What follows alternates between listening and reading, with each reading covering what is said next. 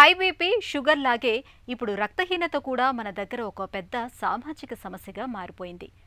ముఖ్యంగా మహిళలు, పిల్లల్లో చాలా మందిని రక్తహీనత వేధిస్తోంది. రక్తంలో హిమోగ్లోబిన్ తక్కువగా ఉండటంతో శరీరములోని కణాలకు తగినంత ప్రాణవాయువు, పోషకాలు అందవు. దీంతో చిన్న చిన్న పనులకే అలసిపోవటం, నీరసం, నిస్సత్తువ, కమ్ముకు రావటం అనేది జరుగుతుంది. గర్భిణీ దశలో రక్తహీనత మూలంగా ప్రాణాపాయ పరిస్థితులు కూడా ఎదురవుతున్నాయి. ఈ నేపథ్యంలో రక్తహీనతకు అసలు కారణాలు, పరిష్కార మార్గాల గురించి ఇప్పుడు తెలుసుకుందాం.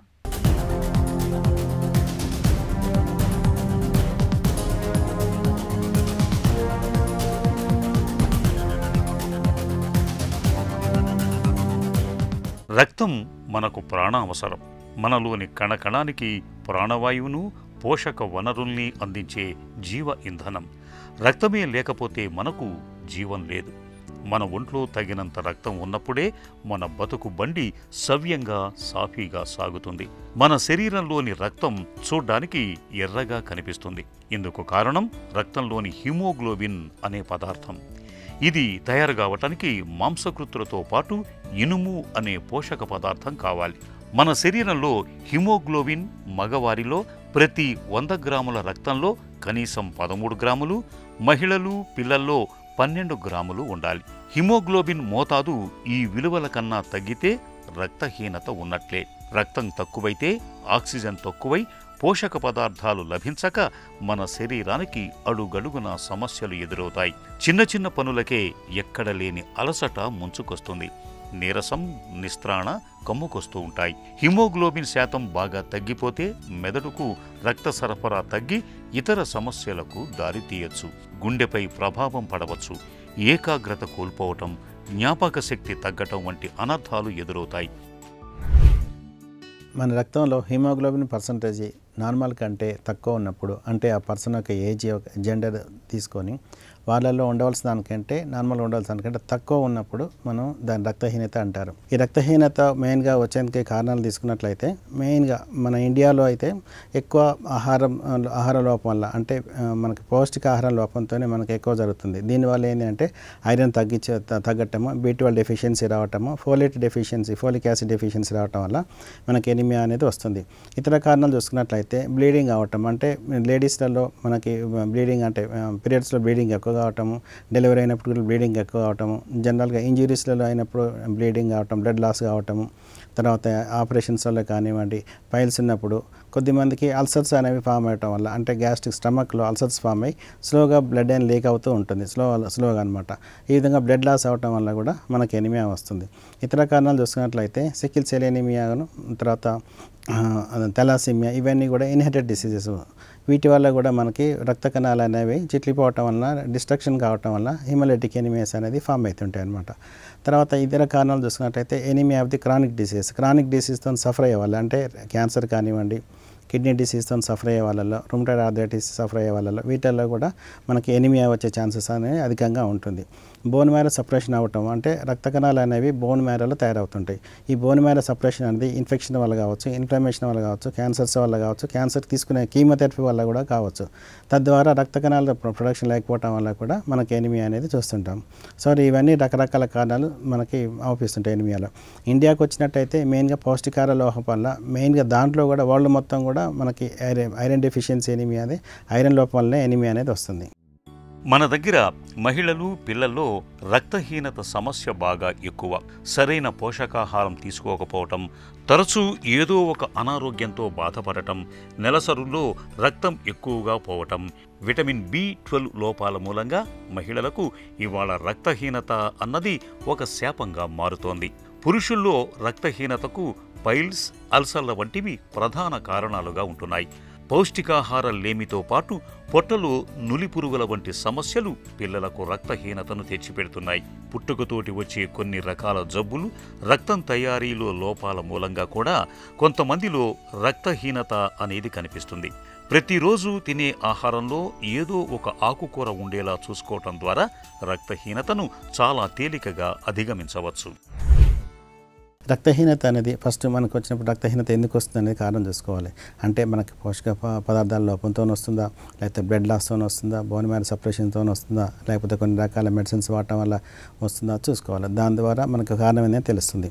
మెయిన్గా ఈ ఆహార పదార్థాల ద్వారా అంటే పోషక పదార్థాలు పౌష్టికాహార లోపం వల్ల అంటే ఐరన్ డెఫిషియన్సీ ఉందనుకోండి, B12 డెఫిషియన్సీ ఉందా, ఫోలేట్ డెఫిషియన్సీ ఉందా అనేది మనం చూడాలన్నమాట. ఐరన్ డెఫిషియన్సీ కనుక ఎనిమియా కనుక ఉన్నట్లయితే, రక్తహీనత ఉన్నట్లయితే ఐరన్ కంటెంట్ ఎక్కువ ఉన్నటువంటి ఆకుకూరలు, ముదురు ఆకుకూరలు కానివ్వండి, తర్వాత మటన్ కానీ, చికెన్ కానీ, పౌల్ట్రీది ఫుడ్ ప్రోడక్ట్స్, పాల ఉత్పత్తులు వీటిలో కూడా మనకు B12 వచ్చేస్తుంది. ఐరన్ కంటెంట్ కూడా ఎక్కువ ఉంటుంది. ఈ B12 అనేది వెజిటేరియన్ ఫుడ్లలో దొరకదు కాబట్టి ఫార్టిఫైడ్ ఫుడ్స్లో నుంచి కానీ, లేకపోతే పాల ఉత్పత్తుల నుంచి, మిల్క్ ప్రోడక్ట్స్ నుంచి కానివ్వండి, మాంసం నుంచి కానివ్వండి, చికెన్ నుంచి కానివ్వండి, ఫిష్ నుంచి కానీ తీసుకోవచ్చు అనమాట. ఈ ఫోలేట్ కూడా మనకి డెఫిషియన్సీతోనే రక్తహీనత అనేది వస్తుంది. ఈ ఫోలేట్ డెఫిషియన్సీని కూడా మనం ఫుడ్ ద్వారా అంటే కాయగూరలు, ఫ్రూట్స్, పండ్లు, విత్తనాలు వీటి ద్వారా అంటే గింజలతోని, తర్వాత క్యారెట్ వీటితో కూడా మనం ఎనిమియా రాకుండా మనం కాపాడుకోవచ్చు. ఇంకా ఫర్దర్ సివియర్గా ఉన్నట్లయితే మనం టాబ్లెట్ ఫామ్లోకి వెళ్ళాల్సిన అవసరం, ఐరన్ సప్లిమెంటేషన్కి వెళ్ళాల్సిన అవసరం ఉంటుంది.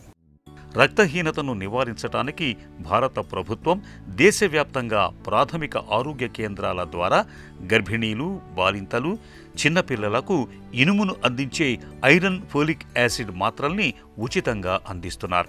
రక్తహీనత నివారణకు మనం మామూలుగా తీసుకునే ఉప్పులో ఇనుమును కలిపే శాస్త్రీయ పద్ధతిని జాతీయ పోషకాహార సంస్థ వారు కనుగొన్నారు. మామూలు ఉప్పు బదులుగా క్రొత్తగా తయారు చేసిన ఇనుము కలిపిన ఉప్పును రోజు వంటలో వాడుకోవటం ద్వారా రక్తహీనతను మనం చాలా వరకు నివారించుకోవచ్చు.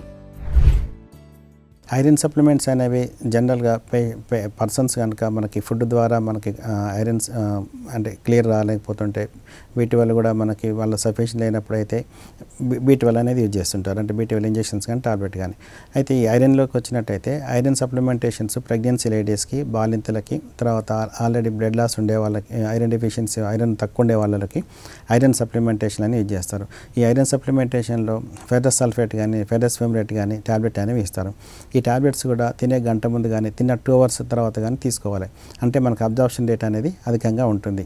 అయితే ఒకసారి ఈ ఐరన్ టాబ్లెట్ కడుపులో నొప్పి చేయటం, వామిటింగ్ సెన్సేషన్ అది ఎక్కువ ఉంటుంది. అలాంటి పరిస్థితుల్లో ఫుడ్తో కలిపి కూడా ఇవ్వచ్చు.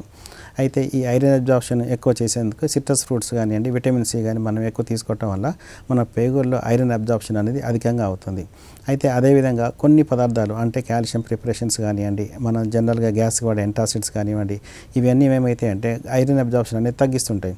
కాబట్టి ఈ టాబ్లెట్లు కూడా ఐరన్ టాబ్లెట్తో పాటు ఒకేసారి ఐరన్ కాల్షియం టాబ్లెట్ను, ఎంటాసిడ్ టాబ్లెట్ అనేవి వేయకుండా ఉండాలి. ఒకవేళ ఈ టాబ్లెట్ ద్వారా కూడా ఎనీమియా కరెక్ట్ కాలేదు అనుకుంటే ఐవి మనకు ఐరన్ అనేది ఇస్తారు. అదేవిధంగా ఇప్పుడు ఐరన్కు తర్వాత ఐరన్ ఉప్పులో కలిపి మనకి ఫుడ్లో యూజ్ చేసేందుకు ఐరన్ ఉప్పు కలిపి కాంప్లెక్స్ ఇస్తున్నారు. తద్వారా మనకి కూరగాయల్లోనూ వెజిటబుల్ మనకి ఫుడ్లో కాకుండా మనకి ఐరన్ అనేది డైరెక్ట్గా ఉప్పులో కలిపేయటంలో ఫార్టిఫైడ్ సాల్ట్ అంటారు, అంటే దానికి యాడ్ చేసి ఇస్తారు. తద్వారా మనకి ఎనీమియాని నివారించుకునేందుకు ఇది ఇవ్వచ్చు. రక్తహీనతను నివారించుకోవటానికి రోజువారీ ఆహారంలో ఆకుకూరల్ని ఒక భాగం చేసుకోవాలి. గోంగూర, బచ్చలి వంటి ఆకుకూరల్లో ఐరన్ ఎక్కువగా ఉంటుంది. వీటిని తరచూ తీసుకోవాలి. బీన్స్, పచ్చ బఠానీ, రాజ్మా పెసలు, కీరదోస, గుడ్డు, మాంసం వంటి వాటిని ఆహారంలో ఎక్కువగా ఉండేటట్లు చూసుకోవాలి. బాదం, పిస్తా, వాల్నట్, వేరుశెనగ పప్పులను కూడా అధికంగా తీసుకోవాలి. ఖర్జూరం, ద్రాక్ష, అంజూరు వంటి ఎండు ఫలాలను తీసుకోవటం వల్ల కూడా రక్తహీనత సమస్యను తగ్గించవచ్చు. విటమిన్ సి ఉండే ఆహారాన్ని తినటం వల్ల శరీరం ఆహారం నుంచి ఇనుమును అధికంగా స్వీకరిస్తుంది.